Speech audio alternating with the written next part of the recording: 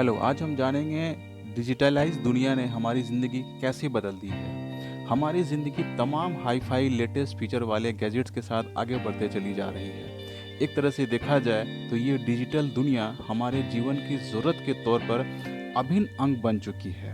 और आगे बढ़ें तो हम आज रेडिएशन के खतरे से इंसान अछूता बिल्कुल नहीं बच पा रहा है और इसका सीधा असर त्वचा पर देखने को मिलता है। Laptop, mobile, TV, disco lights, घर में इस्तेमाल होने वाली तेज़ रोशनी की कई स्रोत ऐसे हैं जिससे रेडिएशन हमें दिन भर मिलता रहता है, ना कि सिर्फ दिन बल्कि लेट नाइट तक काम करने पर भी हमें मिलता रहता है। अगर बात करते हैं रोज़मर्रा के उपकरण की, तो लैपटॉप और मोबाइल से इंफ्रारेड, इलेक्ट्रोमैग्नेटिक रेडिएशन और रेडियो फ्रिक्वेंसी तेज़ी से हमें दिन भर मिलते रहते हैं, जो हमारे लिए काफ़ी ज़्यादा हार्मफुल यानी कि खतरनाक होता है।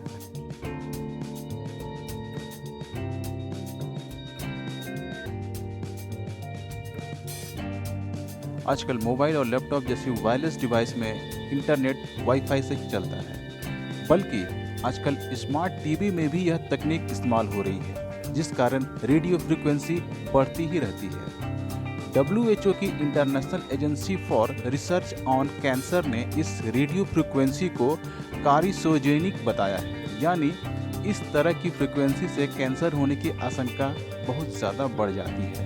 इन रेडिएशन के कारण त्वचा को कैंसर होने का खतरा ज़्यादा होता है। इसके अलावा इलेक्ट्रोनिक मैग्नेटिक रेडिएशन से ब्लड कैंसर की आशंका होती है और कम खतरे वाली परिस्थितियों में भी त्वचा में डर्मेटाइटिस होने की आशंका बनी रहती है।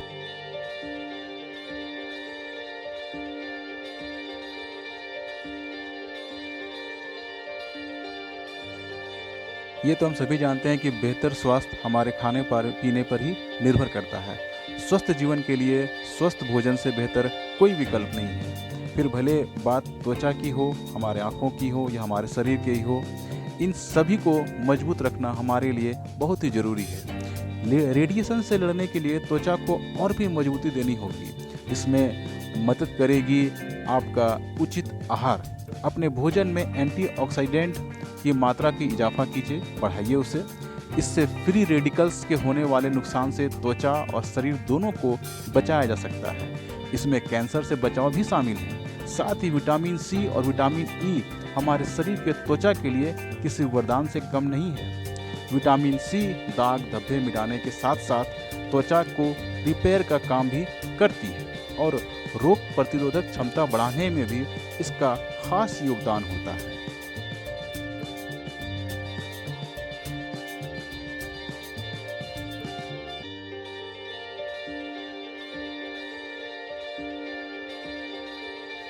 अपनी पुरानी आदतों को भी आज के समय में आप ताज़ा कर सकते हैं।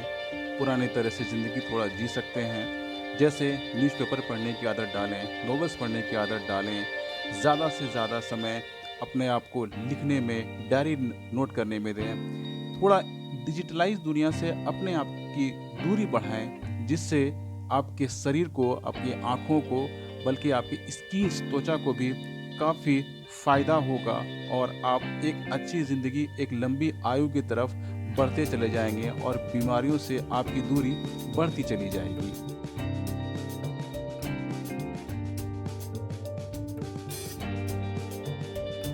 जिस तरह से लोहा लोहे को काटता है, उसी तरह से तकनीक तकनीक को काट सकती है। बस इसके लिए ज़रूरत पड़ेगी आपको अपने डिजिटलाइज दुनिया से थोड़ा दूरी बनाने की। अगर दूरी बनाना थोड़ा मुश्किल है, रोज़ के काम करना भी ज़रूरी है, तो इसके लिए मार्केट में इलेक्ट्रोमैग्नेटिक रेडिएशन को कम करने के काफ़ी सारे उपकरण मौजूद हैं। अगर आप वो नहीं लेना चाहते हैं, तो आप दिन भर इन रेडिएशन के बीच रहना मुश्किल है, तो आप इसे दूरी स्टेप बाय स्टेप घटा सकते हैं। जैसे वाईफाई को ज़रूरत पड़ने पे ही चालू करें। लोग पूरे दिन वाईफाई अपना ऑन रखते हैं। इंटरनेट का ज़्यादा इस्तेमाल है तो केवल काम पड़ने पर ही उसे ऑन करें, ज़रूरत ना हो तो उसे ऑन ना करें। अगर मोबाइल डाटा की बात करें तो मोबाइल डाटा लोग 24 घंटे ऑन रखते हैं, ये भी गलत है। आप उसको ज़रूरत पड़ने पर ऑन कर सकते हैं। मोबाइल को रात में सोते समय अपने सर के पास ना रख कर के कहीं और भी रख कर के सो सकते हैं। मोबाइल के टॉर्च को यूज़ ना करके आप जनरल टॉर्च भी यूज कर सकते हैं। मोबाइल के ऊपर अपनी निर्भरता, डिपेंडेंसी आप जितना घटाएंगे, आप डिजिटलाइज दुनिया से उतना दूर चले जाएंगे। जैसे लैपटॉप की बात करें, अगर आप लैपटॉप को या लैपटॉप पे काम करते हैं तो टेबल चेयर पे बैठ के करें। आप लैपटॉप को अपने गोद में लेकर के काम करना बंद कर दें। इसके बाद अगर आप लैपटॉप को चार्ज में लगा के काम करते हैं तो कोशिश करें कि चार्जिंग प्लग हटा करके काम करना ज़्यादा बेहतर होगा। ये आपके लिए एक शील्ड यानी सुरक्षा का काम करेगा।